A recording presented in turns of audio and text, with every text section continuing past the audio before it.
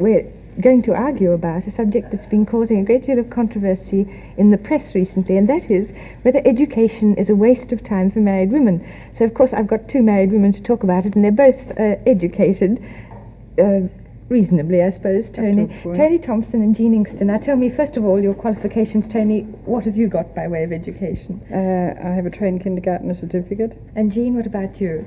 I'm a pharmaceutical chemist. Well, that's a fair average sort of an education. Tony, why don't you think that education's a good thing for married women? Well, I think too much higher education makes them very unhappy and very frustrated. Oh, why unhappy?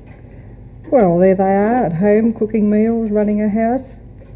Oh, but still you get a certain amount of satisfaction out of that. Oh, yes, but you can't get out and about too much. Oh, yes, you can. You can organise yourself so that you can do your housework first and still go out and still be home in time for the children when they come home.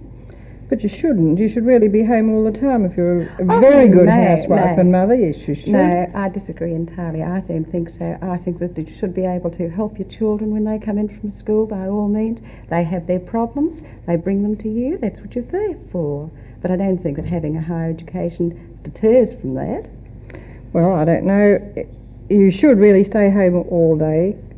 Why? Because I think you should be contented to stay home. If you have too much education, your mind's stimulated too much, you're not happy to stay home all the time. No, Tony, no. Yes. Oh, no. I think having the higher education helps you considerably. How? Well, it makes you organise your life. It organises your mind. Makes you think more deeply of their problems and everybody else's problems. But you can do that without too much education. Not always. You get stuck into a nice little rut where you don't want to be bothered with anybody else. Well, I think that's probably the best thing to happen to women. Oh, no. Then how would the world go by? As it always has. Much better than it does now. Across Europe and all over the world, the number of women with high levels of education has increased over the recent past. Simultaneously, female employment rates, as recorded by the number of hours spent in formal employment, has been on the rise.